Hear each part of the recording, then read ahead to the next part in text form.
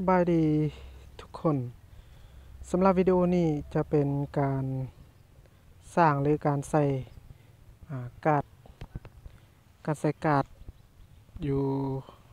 วิดีโอที่เราได้อัปโหลดลงYouTube ก็เราจะอัปโหลดหรืออัปโหลดสำเร็จแล้ว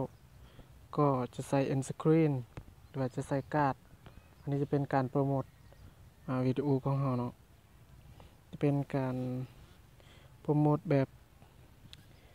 เขาเอิ้นว่าแบบเนียนเมื่อเราเบิ่งวิดีโอมันจะแสดงบนหน้าจอนี่เนาะโอเคเรามาเริ่มกันเลยก่อนอื่นหมดก็เข้าไปที่ Chrome เนาะแล้วให้จิ้มเข้าไปที่รูปด้านขวาเจอถึงเนาะจิ้มเข้าไปแล้วเข้าไปที่ Creator Studio หรือ Studio ผู้สร้างสำหรับอยู่คอมพิวเตอร์ก็จะแสดงเห็นหมดอันนี้จะเป็นรูปแบบการใส่สมัครใส่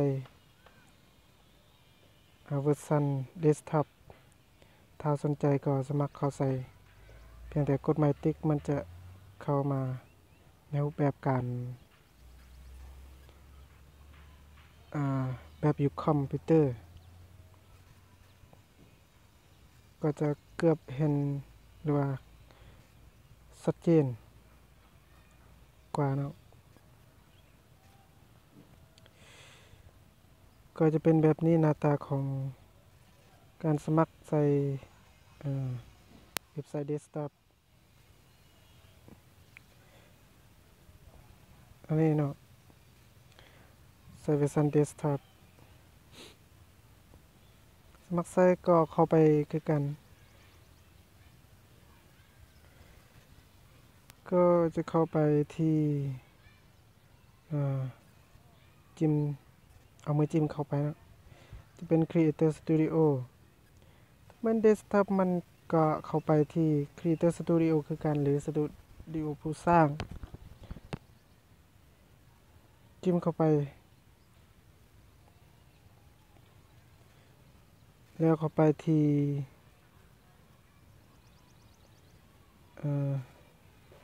แก้ไขเนาะเลือกวิดีโอที่เราจะใส่การ์ดจิ้มเข้าไปแก้ไขเนาะ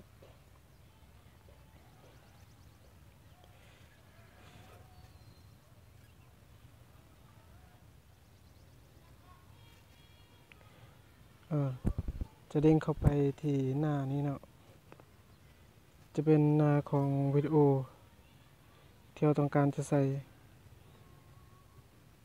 ให้เราไปเลือกที่การ์ดอันนี้คือคำบรรยายการ์ดจิ้มเข้าไปที่การ์ดเนาะจิ้มเข้าไปที่การ์ดก็จะเด้งเข้าไปที่หน้านี้แล้วไปเข้าที่การเพิ่มการ์ด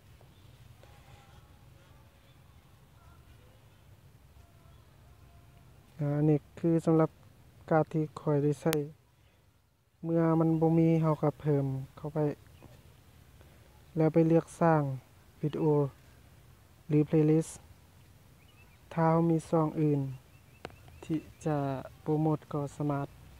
โปรโมทใส่หรือสร้างกดเข้าไปที่ช่องการสร้างนี่จะเป็นการโปรโมทของวิดีโอหรือว่า playlist วิดีโอเราก็กดเข้าไปที่สร้างแล้วมาเลือกวิดีโออันนี้คือสำหรับแต่ละวิดีโอถ้าจะเลือก playlist ก็กดเข้าไปที่ playlist มันจะมีรูปแบบที่เราสร้าง playlist ก็จิ้มเข้าไปตามที่เราต้องการจะแสดงบนหน้าจอของการ์ดเนาะตัวอย่างเราจะเลือก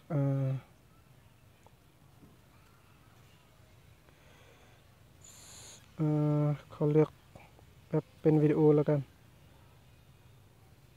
จะเป็นการ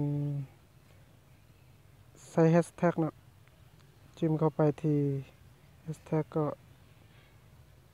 หลังจากนั้นก็กดเข้าไปที่สร้างการ์ด ดเข้าไปที่สร้างการ์ด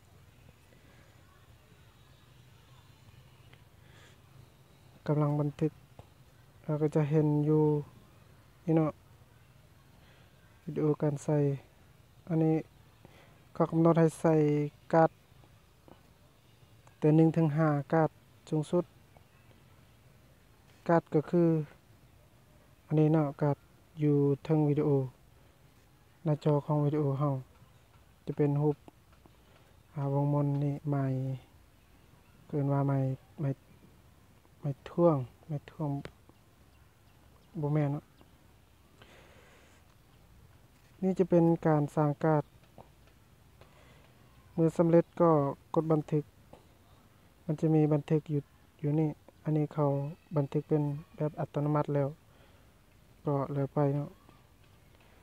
อันนี้คือวิดีโอจะเป็นการ์ดที่เราใส่อันนี้เป็นการ์ดเมื่อจะย้ายการ์ดก็ย้ายได้ก็มือจิ้มก็แล้วก็ลากไปตามที่เราต้องการเนาะนี่คือการเมื่อผู้คนเบิ่งวิดีโอของเราไปฮอด50 วินาทีที่50 วินี่ก็จะออกการ์ดอยู่เทิงนี้ก็จะออกการ์ดตัวนี้แสดงให้เราเห็นถ้าสนใจก็กดเข้าไปเบิ่งวิดีโอที่เราสร้างนั่นคืออันนี้คือการ์ด3การ์ดเนาะการ์ดที่1นี่ที่2ที่3เมื่อพอใจแล้วก็สามารถบันทึกแล้วก็กลับไปที่2ของเราคือเก่า